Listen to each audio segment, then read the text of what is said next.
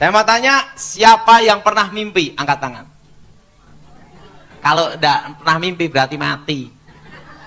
Nah, mari kita buka Alkitab, kitab Efesus pasal yang ke-6. Efesus pasal yang ke-6 ayat 12. Kitab Efesus pasal yang ke-6 ayat 12. Karena perjuangan kita bukanlah melawan darah dan daging, tetapi melawan pemerintah-pemerintah, melawan penguasa-penguasa, melawan penggul-penggul yang gelap ini, melawan roh-roh jahat di udara. Sudah yang kasih dalam Tuhan, semua serangan ilmu hitam, semua hubungan dengan kuasa gelap, itu selalu berhubungan dengan mimpi. Kenapa berhubungan dengan mimpi? Sekarang akan saya jelaskan. Alam sadar manusia itu 20%. Berapa saudara?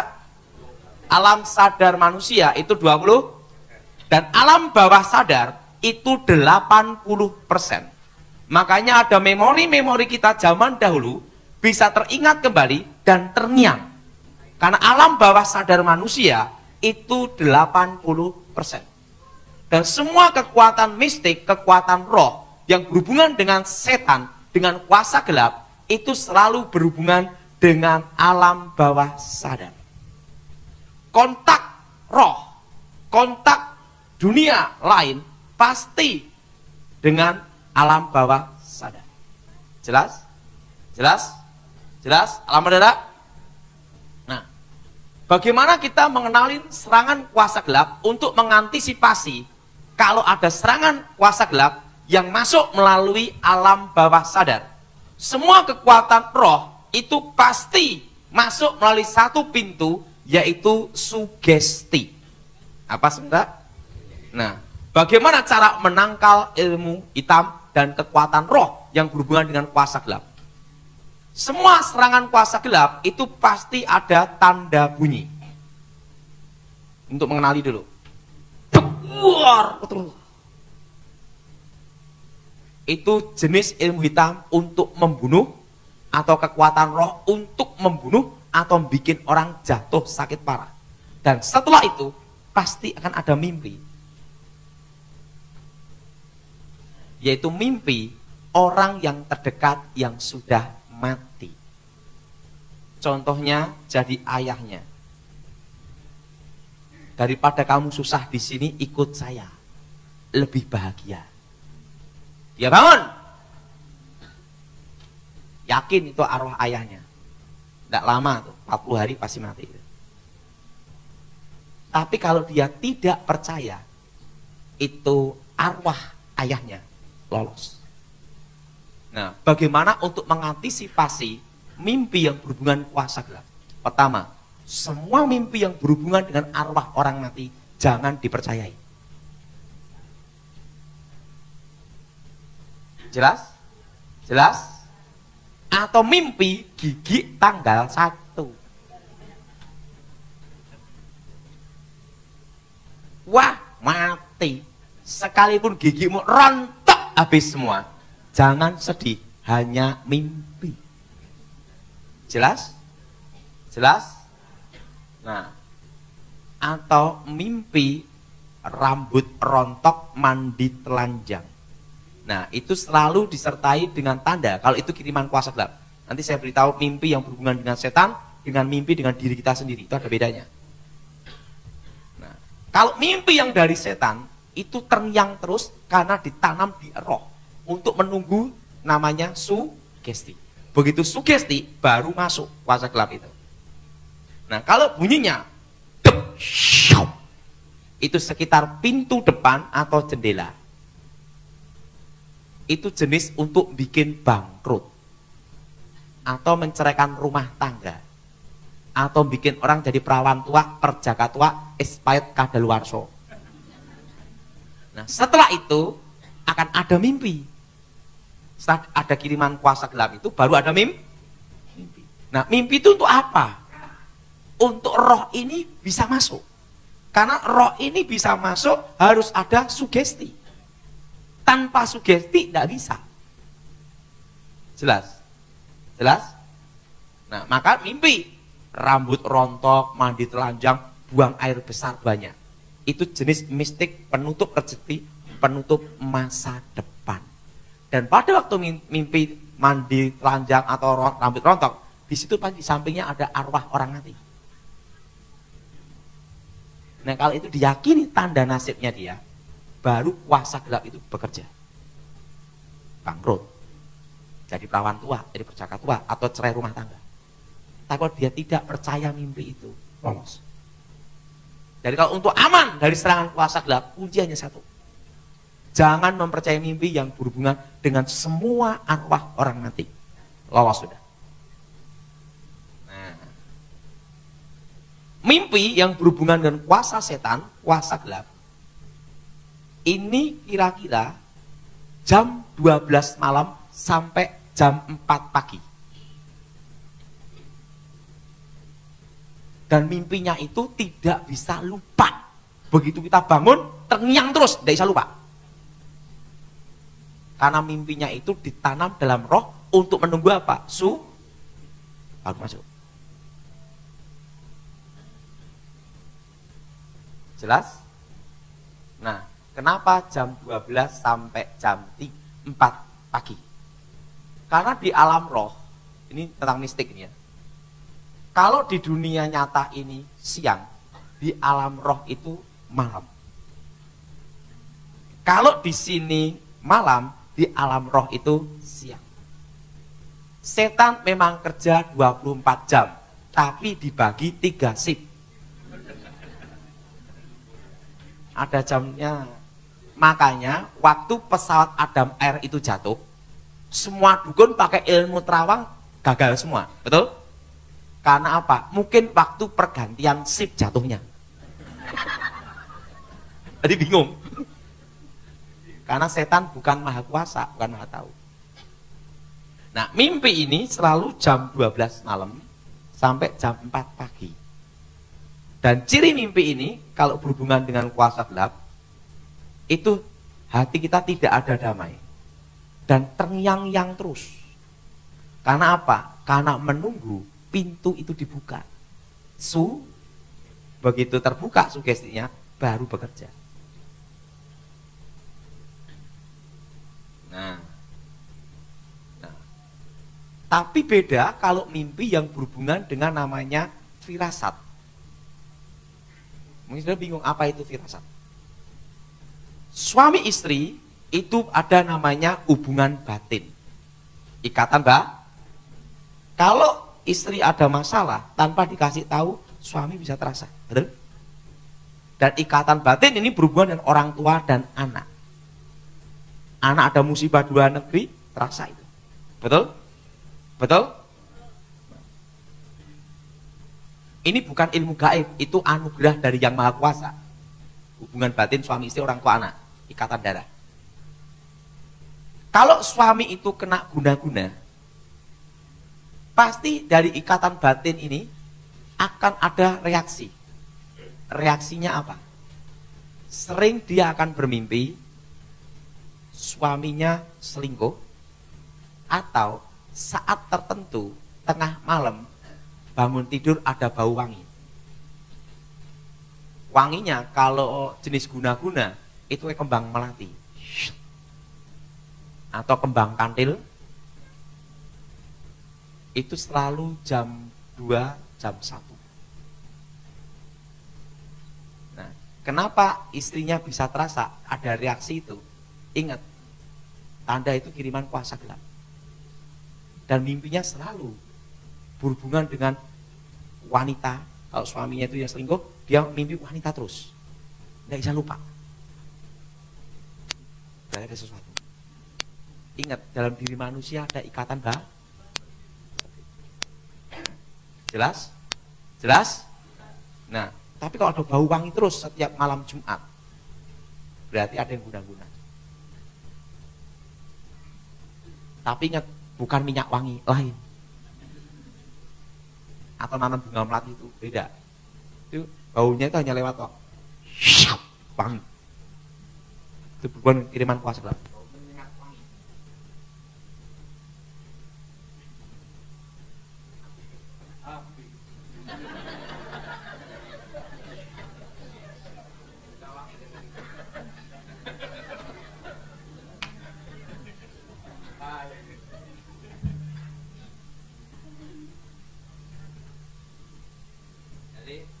pertama, kalau yang berhubungan ilmu guna-guna, itu istri akan sering mimpi berhubungan dengan wanita. Dan ada bau wangi saat malam Jumat. Wanginya itu lewat aja. Beng! Gitu toh. Langsung hilang. Kalau wanginya menetap, berarti itu minyak wangi. Jadi habis mimpi ada tanda apa? Bau wangi. Nah, istri ini akan terasa mimpi tentang wanita terus. Kenapa? Ingat, ikatan berapa ada kuasa gelap yang dikirim.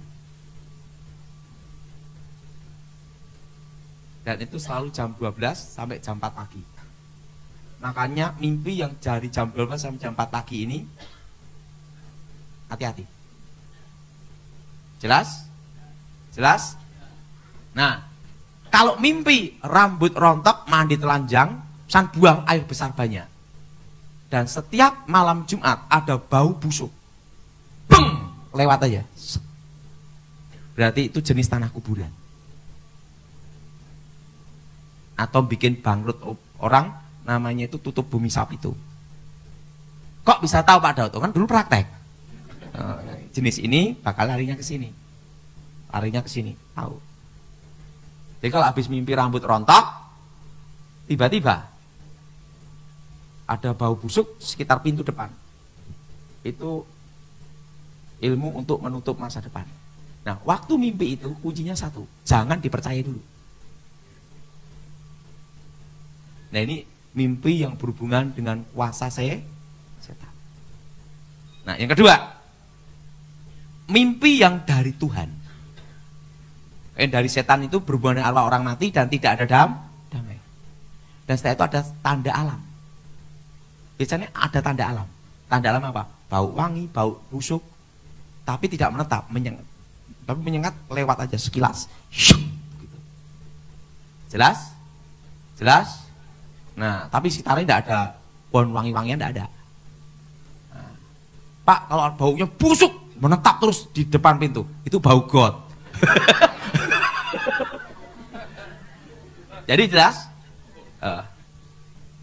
Jadi kalau mimpi yang berhubungan dengan kuasa gelap, habis mimpi pasti ada tanda alam. Itu pasti. Kenapa tanda alam itu ada? Kan gitu. Supaya yang bersangkutan ada sugesti. Begitu sugesti, baru masuk. Makanya setan bikin sesuatu kayak tanda alam. Pokoknya begitu ada tanda alam itu jangan diyakini itu aja. Jelas? Jelas? Nah, ini yang pertama, untuk mengenali mimpi yang berhubungan dengan kuasa gelap. Yang kedua, mimpi yang dari Tuhan. Mimpi dari Tuhan itu ya dan amin dan pasti terjadi. Dan mimpinya itu tidak tergantung jam. Dan kalau mimpi dari Tuhan, itu sesuai firman Tuhan, ditanam dalam roh. Tidak bisa lupa seumur hidup. Suatu kali saya bermimpi di sekolah Alkitab. Saya khotbah di antara puluhan ribu manusia.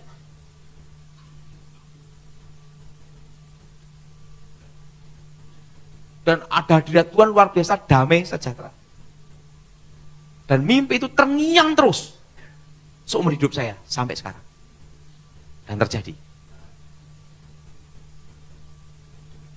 Kalau mimpi dari Tuhan itu tidak bisa lupa seumur hidup.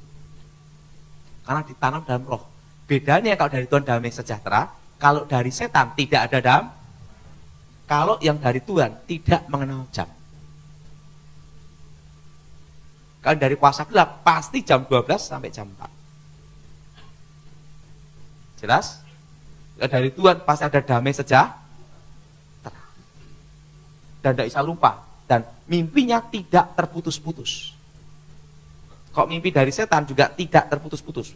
Terus, terngiang terus. Bedanya dari Tuhan damai yang setan tidak. Jelas? Jelas? Ada damai. Ingat, waktu Yusuf dapat mimpi. Nah, ada saatnya kalau kita mimpi dari Tuhan, jangan diomongkan orang dulu. Karena belum tentu orang yang dengar itu mau nerima. Contohnya Yusuf. Dia mimpi. Bapak, aku bermimpi. 11 bintang dan bulan matahari sujud, kan gitu. Dia ngomong di depan kakak-kakaknya. Kakaknya apa? Ngamuk, betul? Kamu mau jadi raja masa kami? Masa orang tuamu sujud menyembah kamu? Kurang ajar, betul enggak? Kakak-kakaknya. Gara-garanya mimpi itu, Yusuf dijual, betul?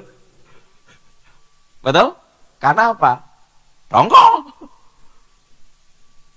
Bulikan itu gandum sujud menyembah bulirku. Lah, ngamuk semua lah. Nah, kadang kalau kita mimpi yang dari Tuhan, waktu kita omongkan ke orang, jangan buru-buru. Belum tentu orang itu mau nerima. Betul? Kalau udah waktunya Tuhan, baru boleh ngomong. Jelas? Jelas? Lah, bayangin misalnya bapak ini mimpi. Wah, orang tuaku nyembah berlutut ke aku. Adik ini ngamuk, betul? Kakak yang ngamuk, betul? Harus ada hikmat. Jelas? Maka Alkitab itu berkata apa? Cerdiklah seperti ular, baru tulus seperti merpati. Kenapa tidak tulus dulu, baru cerdik? Kalau tulus dulu, lebih cepat dicaplok ular. Makanya cerdik dulu, baru tuh tujuannya baik. Yang mimpi dari Tuhan itu ada damai dan tidak mengenal jam.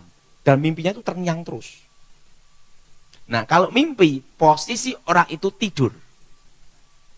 Pak, kalau saya tidak tidur langsung lihat, itu beda, itu penglihatan. Jelas?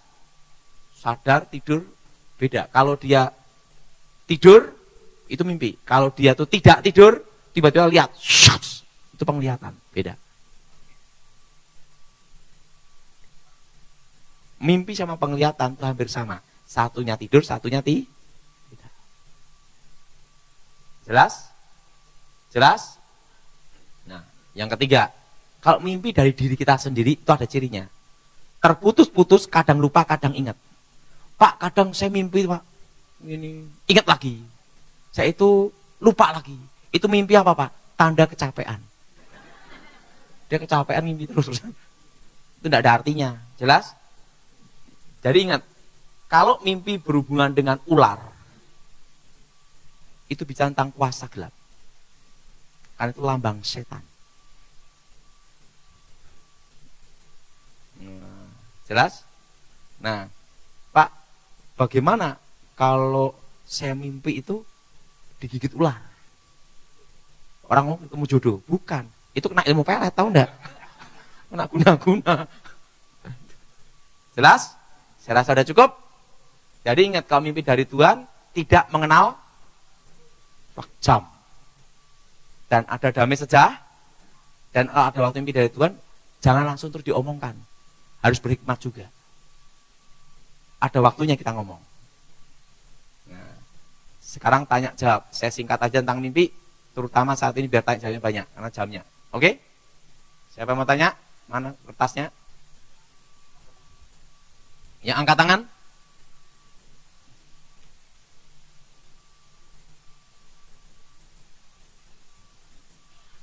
Saya mau tanya?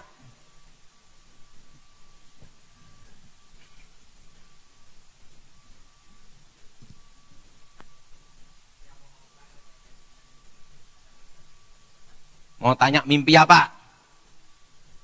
Pak, saya dapat mimpi nomor togel. Wih, pasti setan udah.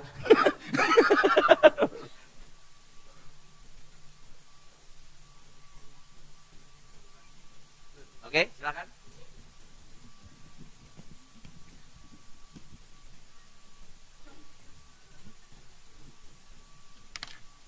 Oke, silakan tanya.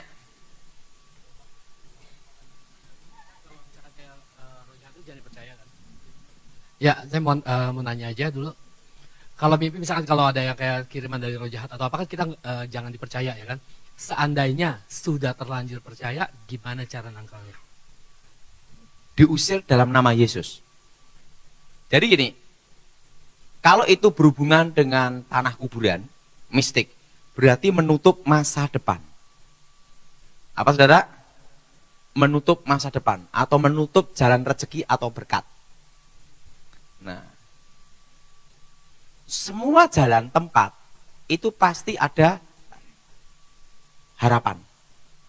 Contohnya, orang beli tanah di pinggir jalan, harapannya apa? Supaya bikin toko atau ruko laku, betul? Ada? Tidak mungkin kan orang itu mau bikin toko di puncak gunung renek jalan, betul? Yang beli siapa, betul? Nah, kuasa mistik ilmu gaib itu menutup harapan, menutup masa depan. Nah, kalau sudah menghadapi jenis ini, tiba-tiba ada tanda-tanda seperti itu, doanya seperti ini. Ini semua. Darah Yesus, buka masa depan tempat ini. Darah Yesus, buka jalan berkat tempat ini. Dalam nama Yesus, segala roh jahat, roh setan, roh gelap, keluar dalam nama Yesus. Ingat, supaya tidak tertutup jalan itu. Jadi kalau saudara punya toko atau pabrik, lebih baik doanya seperti itu. Supaya tidak bisa dikerjain. Nah, atau kalau yang berhubungan dengan guna-guna. Berhubungan dengan apa, saudara? Kalau suami kena guna-guna, mobil sebagus apapun tidak ada bahan bakar pasti mogok, betul? Nah, bahan bakar mistik itu apa? Kekecewaan akar pahit dalam diri manusia. Makanya kalau istrinya itu kecewa akar pahit karena suaminya itu kena guna-guna, ilmu gaib ini tambah kuat mencengkram suaminya. Tapi kalau istrinya mengampuni, dihadapi tanpa dendam, ingat, tidak ada energi negatif yang untuk memperkuat. Setahun tidak berfungsi netral. Nah, nanti lain waktu tak jelasin tentang guna-guna, lain waktu. Cirinya kena guna-guna itu beda. Pak, habis sama pembantu tetangga sama teman saya, habis teman sekretaris, itu guna-guna atau bukan, Pak? Itu sih bandot, lain cerita. Itu ada bedanya, jelas? Nah, jadi ingat, kenapa Yesus mengajarkan kita mengampuni? Karena ingat, energi negatif yang dipakai oleh setan untuk mengikat manusia, harus ada energi negatif dari api kegelapan. Api kegelapan apa? Kekecewaan. Jelas? Jelas? Kalau kamu mengampuni, Bapamu pun Kalau kamu tidak mengampuni, Bapamu tidak Nah. Jadi ingat semua, pengampunan kunci pemulihan. Oke, saya tanya lagi.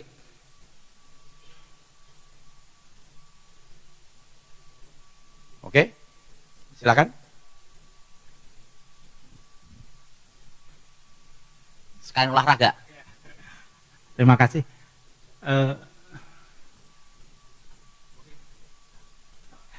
Saya pernah mimpi, udah mungkin ada setahun yang lalu.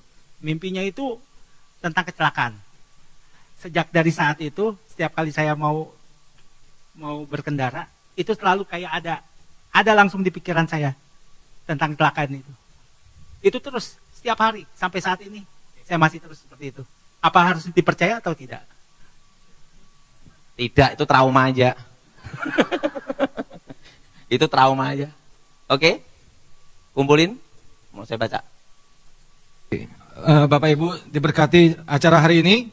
Oke, kita akan buka tanya jawab. Yang tadi sudah mengumpulkan pertanyaan tidak usah ditulis lagi. Yang ingin tanya tentang sesi kedua ini boleh ditulis. Satu yang tidak akan dibacakan hari ini adalah semua pertanyaan yang berhubungan dengan rumah yang ada setannya bagaimana, sumpah serapah seperti apa, kenapa? Karena itu sudah kita lakukan di sini tahun lalu dan Bapak Ibu bisa lihat di YouTube, boleh dipasang di media. Silakan kunjungi YouTube kita. Seminar-seminar yang kita adakan ini ditonton tidak hanya di Jakarta tapi sampai ke luar negeri. Sudah lebih dari 60.000 orang yang melihat ini. Jadi bisa ketik LGF Church di sana. Tahun lalu kita sudah bahas rumah yang ada setannya gimana, yang setannya diusir nggak balik-balik gimana, lalu yang disumpahin sama orang tuanya nasibnya sial gimana. Nah, kita tidak akan bahas itu hari ini. Kita akan fokus di dunia mimpi dan dunia orang mati. Oke? Yang masih mau tanya boleh silakan angkat tangan. Teman-teman pelayan akan melayani. Saya undang artis hari ini, Bu Sansan boleh maju ke atas membacakan pertanyaan. Yang mau tanya silakan angkat tangan, nanti akan dilayani. Oke. Pokok jangan pakai bahasa Inggris, orang ngerti aku. Pak Daud, saya di sini aja ya. Oke. Shalom. Jadi pertanyaan ini kita sudah rangkum. Beberapa kan pasti ada yang sama, kita rangkum. Jadi pertanyaan pertama, bagaimana kalau kita mimpi dengan orang kenal, seperti orang tua, saudara, atau sepupu, lalu diberikan pesan atau nasihat yang sifatnya baik? Posisinya mati apa masih hidup? Sudah meninggal yang pasti. Itu roh setan yang menyamar. Supaya, ingat, setan itu berusaha melalui hal-hal yang kelihatan baik, jalan yang dikira lurus, ujungnya adalah maut. Itu supaya diyakini, dipercaya, baru roh itu bisa masuk. Maka roh itu menyamar menjadi orang yang terdekat. Jangan diyakini. Setannya promosi itu. Oke, pertanyaan selanjutnya. Bagaimana apabila kita bermimpi melihat hal-hal buruk seperti mayat, setan, malaikat maut? Oke. Kalau seseorang itu bermimpi yang hubungan dengan kematian atau mayat hidup, mimpinya itu terus. Berarti dalam dirinya ada ikatan kutuk alam kubur yang belum diputuskan. Nah, itu kalau orang sering mimpi ketemu orang mati terus, itu harus dipatahkan, diputuskan kutuk alam kuburnya ini di dalam nama Tuhan Yesus. Nah, cara mematahkan, memutuskan kutuk alam kubur ini, doanya seperti ini. Saya semua, dalam nama Yesus, ikatan kutuk alam kubur, ikatan roh jahat, kami putuskan, kami hancurkan dalam nama Yesus. Darah Yesus, bebaskan. Berarti orang tuanya ada terlibat penyembahan ke arwah orang mati. Oke, selanjutnya. Ada anak kecil sekitar 3 tahun. Apa benar dia bisa melihat ibunya yang telah meninggal? Oke. Sekarang saya beritahu tentang kasus titisan. Anak di bawah usia 5 tahun melihat setan itu bukan karunia, tapi kutukan. Bahwa dari jalur kakek neneknya itu terlibat kuasa kegelapan. Dan roh ini mau masuk ke generasi berikutnya. Merasakan adanya setan beda dengan melihat setan. Semua manusia dan binatang bisa merasakan adanya setan. Misalnya di rumah ada setannya, kita ada di situ, perasaan kita pasti tidak enak. Ada sesuatu di rumah ini, betul? Anjing, ada setan lewat. Au! Bukannya saya mirip dia. Tetapi tidak semua manusia bisa melihat setan. Anak di bawah usia 5 tahun, dia komunikasi dengan setan dan melihat setan, dan sewaktu-waktu dia bisa menggunakan sesukanya dia. Mau lihat-lihat langsung, hati-hati. Itu titisan.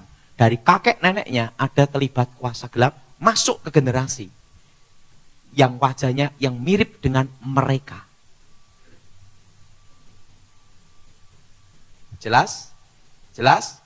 Beda dengan karunia dari Tuhan, didapat itu setelah bertobat. Itu pun tidak bisa digunakan setiap saat. Tetapi tergantung Tuhan mengendaki, baru lihat. Nah, kemampuan supranatural saya untuk melihat setan, waktu saya bertobat, itu lenyap. Tapi saat tertentu Tuhan kehendaki, lihat, tapi tidak bisa sesuka saya. Ngerti maksudnya? Waktu Tuhan kehendaki, lihat. Tapi untuk merasakan adanya setan, bisa. Karena dulu bekas temannya setan. Ngerti? Kalau merasakan adanya setan, semua manusia binatang bisa merasakan. Nah, jelas? Jelas? Nah, berarti kalau ada kutuk titisan ini, harus dipatahkan, diputuskan dalam nama Yesus. Namanya kutukan generasi. 3-4 generasi. Wajah saya itu tidak mirip ayah saya. Dan tidak mirip mama saya. Tapi juga tidak mirip tetangga. Nah, wajah saya itu mirip dengan kakek saya. Menurut kakek saya lebih tinggi dari saya, lebih tegap. Nah, waktu saya usia 3-4 tahun, saya sering komunikasi roh. Dan umur 5-6 tahun, kalau saya memandang sesuatu, konsentrasi, benda terangkat. Pensil, dulu pensil, korek api, pandang gini aja, konsentrasi terangkat semua. Tapi belum ngangkat rumah, belum bisa. Jadi baru kertas, buku gitu tuh, tas gitu, gini, terangkat. Nah, waktu itu dikira itu adalah anugerah dari Yang Maha Kuasa. Waktu usia 9 tahun, saya ketemu kakek nenek guru saya, buyut saya. Disitulah guru saya jelaskan, itu adalah dasar untuk mempelajari ilmu santet. Jadi generasi dari leluhur saya, bukan arwah orang matinya, tapi kuasa gelap, roh setan dari generasi leluhur saya, masuk ke saya sejak saya lahir. Nah, setelah bertobat, hilang. Pandang gini, tetap di situ. Oke? Selanjutnya pertanyaan, setelah Yesus mati, dia menampakkan diri ke murid-murid selama 40 hari. Sedangkan Pak Daud bilang bahwa orang mati itu langsung pisah. Apakah Yesus atau Tuhan atau setan? Ingat, Yesus itu bukan mati terus, tapi gitu aja bingung. Ingat, Yesus itu mati dan menampakkan diri setelah dan bangkitnya bukan hanya roh, tapi itu kemuliaan, beda. Oke, selanjutnya, apakah orang sudah meninggal masih bisa diinjili supaya terima Yesus atau Nah, bertobat? itu kurang kerjaan. Nah, sekarang tak jelasin tentang penginjilan arwah. Kadang orang itu salah tafsir, menafsirkan Yesus turun ke dunia orang mati, kan gitu ya? Nah, dikira penginjilan orang mati. Orang hidup aja susah, apalagi mati, betul nggak? Nah, kan saya jelasin. Kedatangan Yesus yang pertama kali itu harus disaksikan oleh semuanya. Pertama, surga menyaksikan Allah turun ke dalam dunia. Yaitu apa? Para malaikat memuji, menyembah. Betul? Kedua, sejarah alam nyata. Ingat, para gembala. Kedatangan Yesus yang pertama kali disaksikan oleh surga dan sejarah alam nyata. Yesus disalib. Betul? Itu sejarah.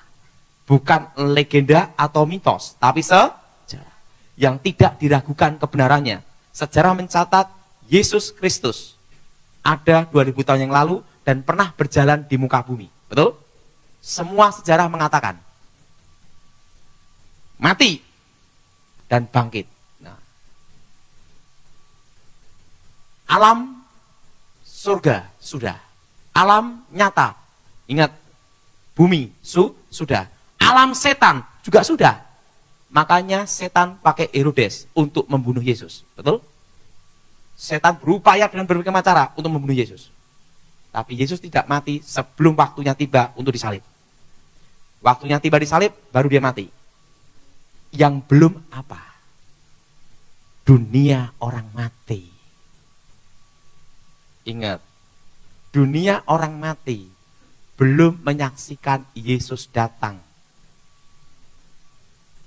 Makanya Yesus perlu datang ke dunia orang mati untuk menyatakan bahwa Mesias yang dijanjikan sudah datang. Yang jadi pertanyaan, bagaimana keselamatan orang-orang yang datang sebelum Yesus datang? Betul? Betul? Betul? Bagaimana orang-orang yang hidup sebelum Yesus datang ke dalam dunia diselamatkan dengan apa? Kan gitu, dah. Betul? Nah, ini saya jelasin. Kenapa saya bisa jelasin ini? Waktu itu, saya ditanya seorang doktor lulusan Fuller. Masalah tentang kitab Samuel dan tentang dunia orang mati. Waktu itu sempat saya mau dikasih anugerah gelar doktor. Tapi saya tidak mau. Kenapa tidak mau? Menyadari lulus ranking 4. Bisa lulus aja mujizat. Beban mental lagi. Ingat. Mereka yang hidup sebelum Yesus datang ke dalam dunia diselamatkan dengan apa? Tentang Mesias. Itu dijanjikan pada waktu Adam dan Hawa jatuh ke dalam dosa. keturunan perempuan itu akan meremukkan kepala ular. Betul? Dan tentang janji tentang penyelamatan itu ada di berbagai budaya seluruh dunia. Di Jawa dipercaya akan datangnya Notonegoro, Ratu Adil. Buddha, Hindu, kalau Hindu ada namanya Sang Krishna. Buddha, Bodhisattva. Betul? Nah, setelah itu, berbagai kepercayaan lain, semua di dunia ini banyak sebar akan datangnya seorang penyelamat. Betul? Ingat, Mesias dijanjikan pada waktu Adam dan Hawa jatuh ke dalam dosa. Keturunan perempuan itu merupakan kepala ular. Mereka yang hidup zaman sebelum Yesus datang ke dalam dunia, diselamatkan dengan satu, pengharapan akan datangnya Sang Juru Selamat. Pengharapan Mesias. Jelas? Jelas? Maka Yesus berkata apa? Abraham bersukacita akan aku. Karena Abraham sendiri pun diselamatkan dengan pengharapan Mesias.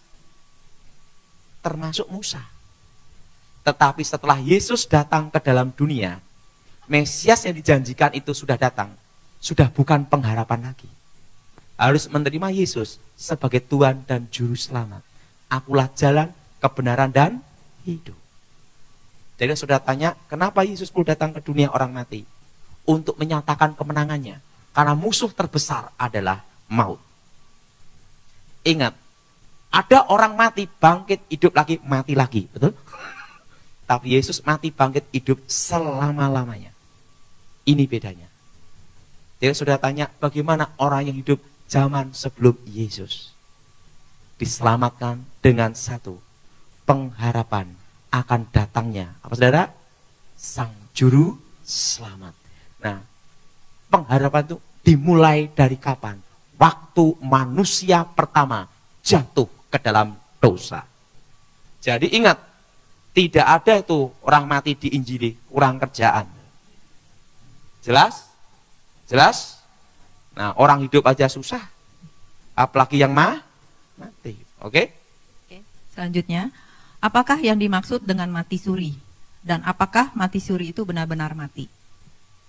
Yang disebut mati itu adalah roh keluar dari tubuh. Nafas berhenti. Pak, kalau nafas itu masih ada, itu apa? Itu pingsan.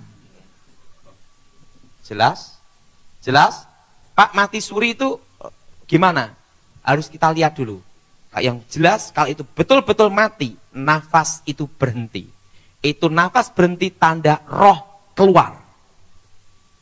Tapi kalau nafas itu tidak berhenti, masih bernapas, tapi dia merasa di bawah alam lain, itu alam bawah sadar, itu berarti posisi orang itu belum mati, hanya pingsan. Jelas? Jelas? Yang kata mati itu apa? Nafas berhenti, tanda dalam diri manusia, ada roh manusia, itu adalah nafas. Nafas berhenti, roh keluar. Saya mau tanya, kalau saudara bermimpi, bernafas tidak? Berarti masih rohnya keluar enggak?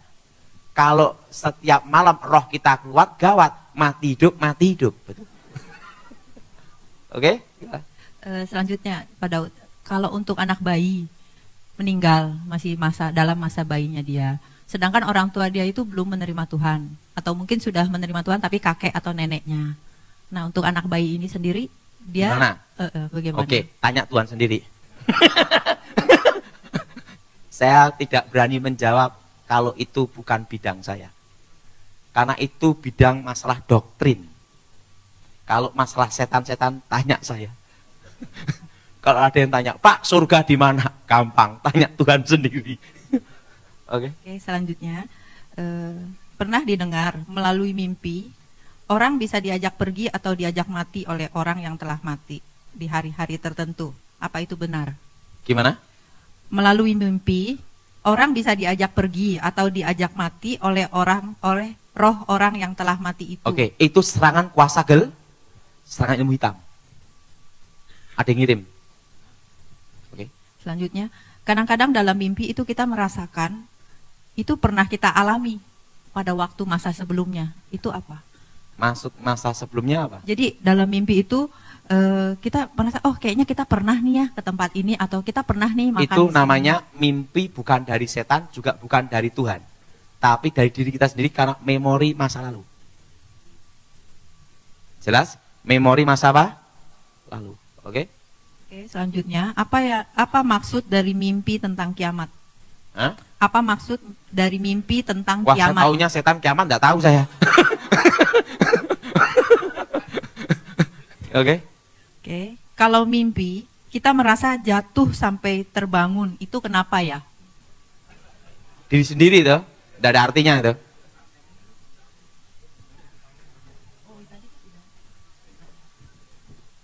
Selanjutnya, kenapa kadang mimpi bisa jadi kenyataan? Contoh, mimpi berantem sama temen dan benar-benar terjadi.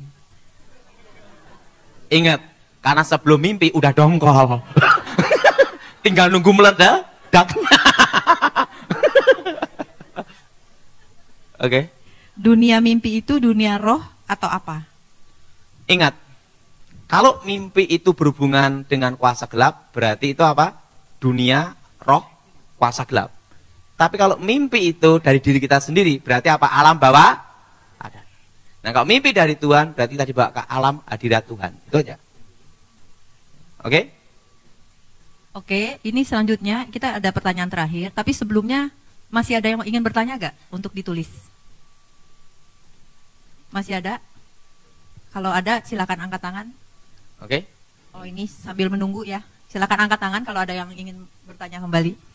Sambil menunggu, ini ada pertanyaan. Kenapa saya masih sering bermimpi beraktivitas dengan ayah yang sudah meninggal? Berarti itu memori masa lalu. Itu jangan dipercayai. Jadi orang yang mempercayai masih ada hubungan dengan orang yang meninggal, itu yang paling bahaya. Jelas? Oke. Sudah 5 kali saya bermimpi melihat mayat. Apa artinya? Kenapa bisa begitu? Itu berhubungan dengan kutuk alamku kubur. Harus diputuskan. Oke, selanjutnya. Kenapa saya sering sakit? Ya tanya sama Tuhan sendiri.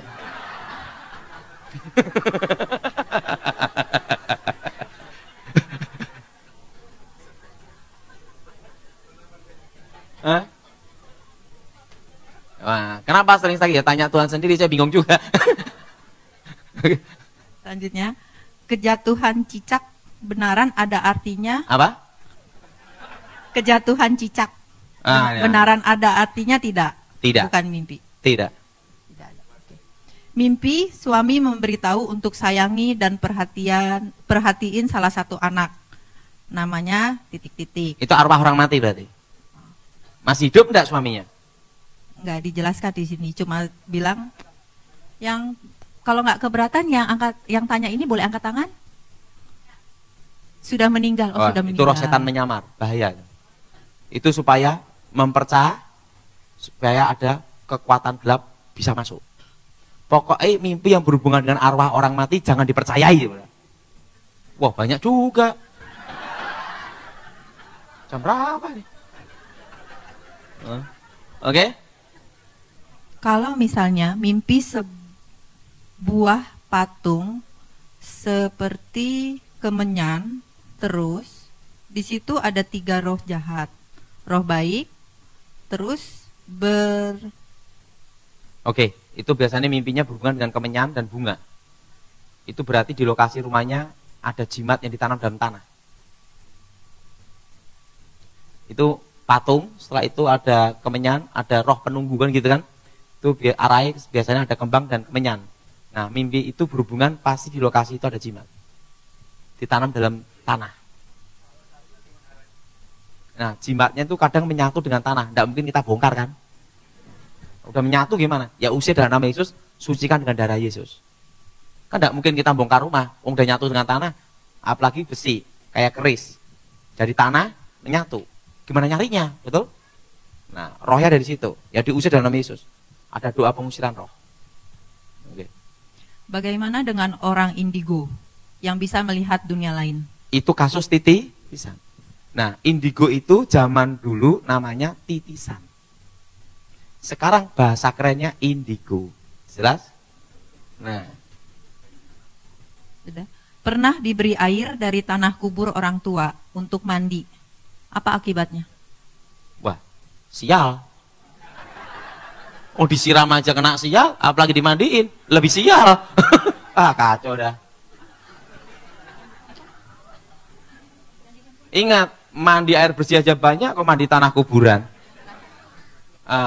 Lain waktu akan saya jelaskan. Ada suatu unsur okultisme yang masuk dan orang tidak tahu kalau itu kuasa gelap. Kadang orang tidak bisa bedain itu dari Tuhan atau dari setan. Saya pernah nangani satu kasus di Surabaya. Suatu kali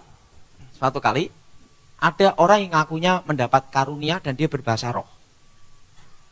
Setiap kali doa seperti ini, sini. Itu saya awal-awal saya bertobat. Dia megang gini, plek, langsung keluar keris. Pegang gini, langsung keluar kemenyan. Pegang gini, langsung keluar batu akik.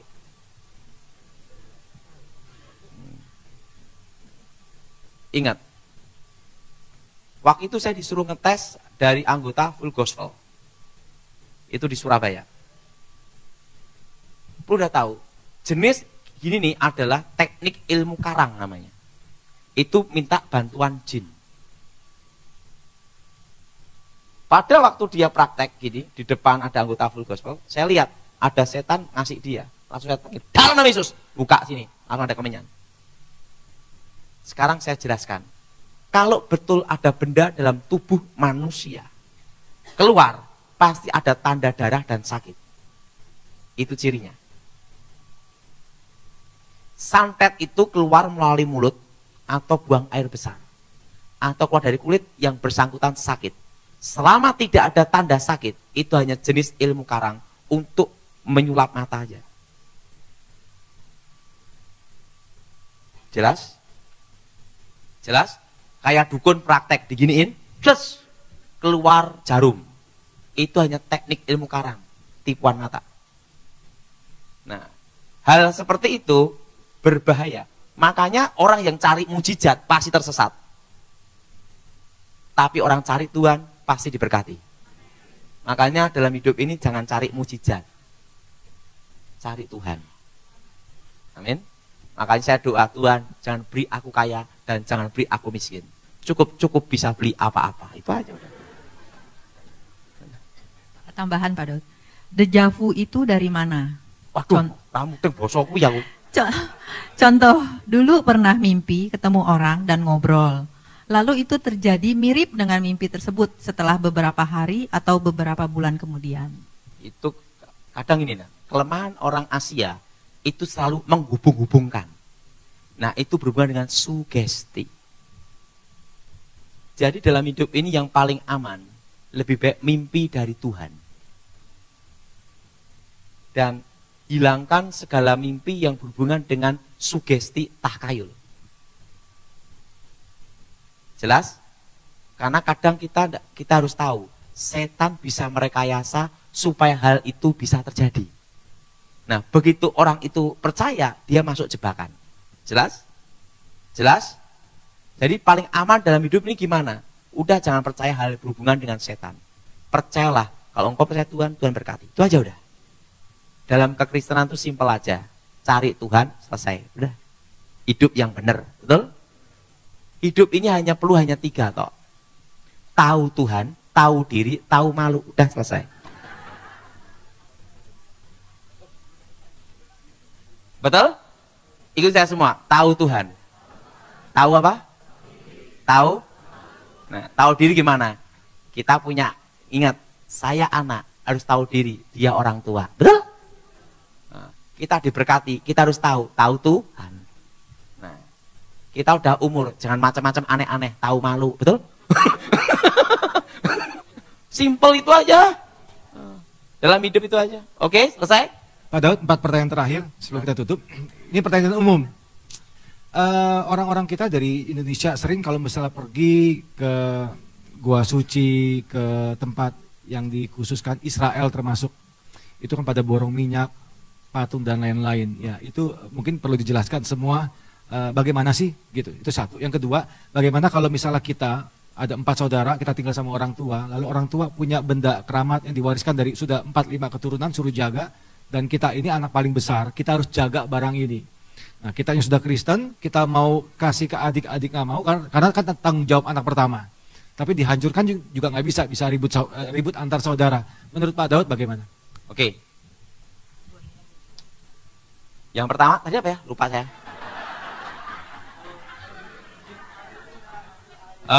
Ya. Ya, sebenarnya ya, kalau orang itu sampai cari minyak, cari anggur, cari macam-macam, itu berhubungan sugesti, itu tidak bagus. Karena Tuhan itu yang nomor 1 adalah iman kita. Kalau kita mempercayai minyak apapun, walaupun itu minyak dari Indonesia, ingat, cintailah produk-produk Indonesia. Betul? Sama minyak dari Israel, minyak zaitun sama minyak sawit, sama enggak? Sama aja. Tergantung iman yang mendoakan. Betul? Betul? Nah, saudara jangan terlalu berbau sugesti dengan hal-hal yang berhubungan dengan Israel. Jelas? Jelas? Kenapa? Itu bisa mengarah masuk ke okultisme. Itu tidak boleh. Jelas? Jelas? Nah, aduh, saya pernah ada suatu kali ada yang boykot demo Israel. Masih ingat ya? Waktu itu ada salah satu jenderal, saya punya kawan waktu itu. Waktu itu ada demo. Waktu itu kan saya ditugasi kan selalu mendampingi ini tugas. Waktu itu saya jaga Pak SBY kan 10 tahun. Nah, waktu itu ada jenderal, kawan saya dekat ngomong-ngomong sama saya. Padahal ada demo anti Israel, boykot anti Israel. Nah, jenderal menghadapinya gimana? Gitu. Saya telepon aja dia, pemimpinnya demo. Telepon. Ini siapa nih? Oh, saya ini, jenderal ini. Oke. Pak, tahu enggak Pak? Handphone yang Bapak bawa ini, chipnya itu dari Israel. Kedua, pesawat itu teknologi Israel. Ayam boiler teknologi Israel. Gimana mau boikot mengutuk Israel? Karena Bapak sendiri pegang produk Israel. Langsung pemimpin demo ini ngomong gini. Siap, jenderal. Pasukan mundur. Itu kejadian benar. Itu kan pernah terjadi demo. Kalau tak sebutkan namanya, tahu semua saya Indonesia. Tahu enggak? Handphone yang kita pegang ini, chipnya itu dari Israel. Kalau enggak ada Israel, engkau enggak bisa makan ayam boiler Kentucky Fried Chicken. Teknologi ini, semua dari Israel. Makanya kalau orang memboikot, mengutuk Israel, berarti dia naik unta. Tidak bisa naik pesawat. Nah, makanya waktu itu tawa itu kira-kira berapa tahun yang lalu tuh, saya masih sama jaga PSB, ketawa-ketawa jenderal ya, mau boikot produk Israel, padahal dia bawa impun produk selanjutnya. Yang kedua tadi. Ya. Oke. Kan kalau dimusnahkan jadi ribut. Satu jalan. Doakan, patahkan kuasanya aja. Tetapi jangan disembah atau dipuja. Kan kalau kita bakar musnahkan sang ribut satu keluarga besar ini. Ingat, cerdiklah seperti tulus seperti Nah, doakan kuasanya dihancurin dalam nama Yesus supaya tidak menyebar. Nah, nunggu sampai keluarga itu setuju baru dimusnahin.